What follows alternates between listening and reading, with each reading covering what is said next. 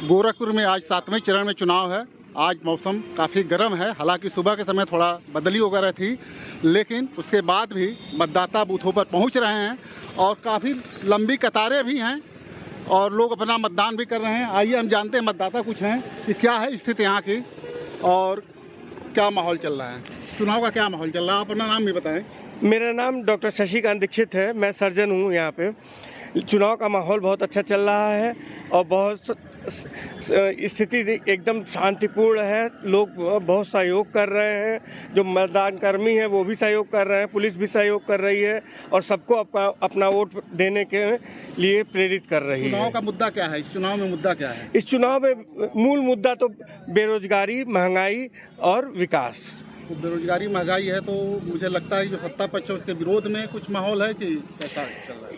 ये विरोध में और उसके पक्ष में ये बातें एकदम कट आउट नहीं की जा सकती हैं, लेकिन ये कहा जा सकता है कि मुद्दे 3 हैं जो सबके मन में घूम रहे हैं: महंगाई, बेरोजगारी और विकास। विकास तो भाजपा सरकार ने काफ़ी अच्छा विकास दिख रहा है, सबको एकदम सामने दिख रहा है, लेकिन बेरोजगारी बड़ा मुद्दा है। आपका क्या नाम? मैं डॉक्टर नीलम दीक्षित, टैमिनियर हॉस्पिटल मोहदीपुर से हूँ।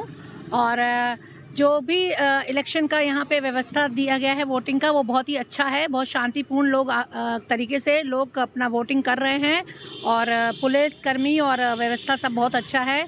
और मैंने वोट दिया है ये मुद्दे को समझ के कि महिला सुरक्षा राष्ट्रीय हित में और विकास के हित में दिया है, और ये समझ के दिया है कि एक हमें कोई ऐसी गवर्नमेंट मिले जो स्थायी हो, स्टेबल हो। ये भी बहुत बड़ा इम्पोर्टेंट है अंतर्राष्ट्रीय स्तर पे कि इतनी बड़ी डेमोक्रेसी है हमारे भारत सरकार की, तो वो हमें एक स्थायी गवर्नमेंट मिलना चाहिए। एकजुटता से होके हमको एक स्टेबल गवर्नमेंट की ज़रूरत है जो कि हमारे मुद्दों को समझे, बेरोजगारी समझे, हमारे महिला सुरक्षा को समझे, महंगाई को समझे और राष्ट्रीय हित में और राष्ट्रीय सुरक्षा सबको समझते हुए हमें ऐसी गवर्नमेंट चाहिए। जो विपक्ष कह रहा है कि संविधान यदि तीसरी बार मोदी सरकार बनी संविधान खत्म हो जाएगा, इस पर क्या कहना है? इसमें मेरा कहना न्यूट्रल है, ऐसा मैं नहीं सोचती और मेरा मत इसमें न्यूट्रल है कि ऐसा कोई डेमोक्रेसी पे आहत नहीं है और हम लोग अब किसी उस पे नहीं हैं, बहकावे में नहीं हैं और ना ही मीडिया के बहकावे में हैं। हमारा अपना जागरूकता है, वही हमें प्रेरित कर रहा है कि हम किस पक्ष में वोटिंग करें। आप लोग कह रहे हैं कि हम खुद ही जागरूक हैं।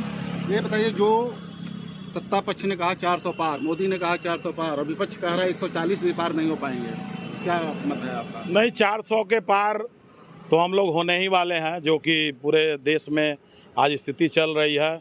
लग रहा है मोदी जी और जो पूरी पार्टी और हिंदुत्व का जो एक लहर है, इसमें भगवान भी हम लोगों के साथ हैं कि 400 के पार जरूर होंगे। और सबसे बड़ा मुद्दा जो देश का आज हिंदुत्व का है, इसमें कोई विकास तो हो ही रहा है, जो रोजगार और थोड़ा और मामला है, अब कि मोदी जी आएंगे तो उसको भी सही करेंगे। और सबसे बड़ा हिंदुत्व का मुद्दा है, इसीलिए हम 400 के पार अब की होंगे ही होंगे। 2 करोड़ रोजगार हर साल मोदी सरकार ने कहा था, लेकिन वो पूरा नहीं किया। बेरोजगारी काफ़ी बढ़ गई है और इस मुद्दे पर पूरा विपक्ष महंगाई और बेरोजगारी पर घेर रहा है पूरे भाजपा सरकार को। इस कैसे निपटेंगे, कैसे 400 पार होगा? हर जगह कांटे की लड़ाई है। कांटे की लड़ाई तो है और रहनी भी चाहिए। कांटे की लड़ाई में भी कांटा हम लोग निकाल के जीत करेंगे। और जैसा कि 2 करोड़ नौकरियों की बात है, निरंतर प्रयास हमारे प्रधानमंत्री जी भी कर रहे हैं, हमारे माननीय मुख्यमंत्री जी भी कर रहे हैं और देश के सभी लोग लगे हुए हैं कि रोज़गार दिया जाए। रोज़गार थोड़ा अब सब लोग गवर्नमेंट जॉब में ही जाना चाह रहे हैं, तो गवर्नमेंट जॉब थोड़ा कठिन है।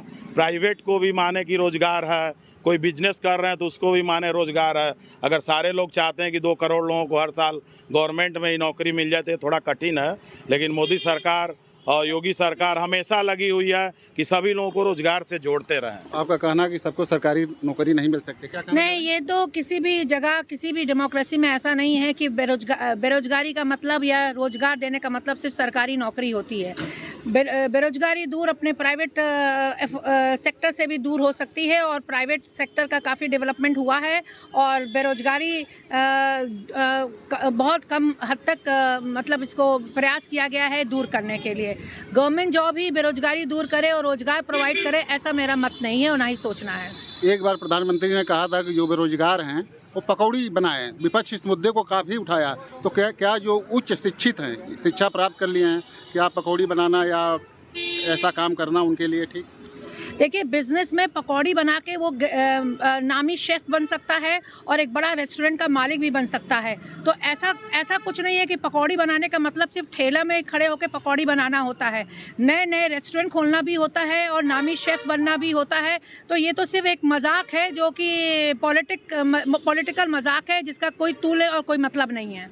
जैसे आपने कहा होटल या रेस्टोरेंट, तो इसके लिए पूंजी, जो बेरोजगार हैं पूंजी कहाँ से पाएंगे, ये बड़ी बात है।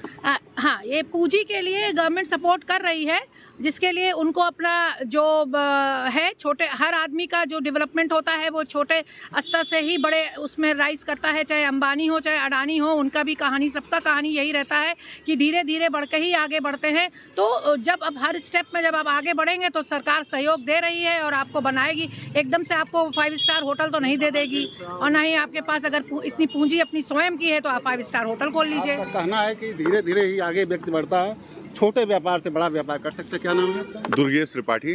देखिए, निश्चित तौर पे जहाँ तक ये बेरोजगारी का विषय है, बेरोजगारी हमें तो लगता है कि पहले की अपेक्षा कुछ कम हुई है। देखिए, पकौड़ी बनाना, एक दुकान लगाना, अभी एक उदाहरण आया है कि एक लड़के ने इंस्पायर होकर के चाय की दुकान खोली, आज वो करोड़ों में टर्नओवर कर रहा है। कुछ लोगों ने जो एक बहुत बड़ी चेन बना रखी है, बहुत से ऐसे ब्रांड नेम हैं आज जो एक बहुत छोटे से शुरुआत की है और आज वो करोड़ों में खेले। इसलिए इसको बहुत बड़ा विषय बनाने की आवश्यकता नहीं है।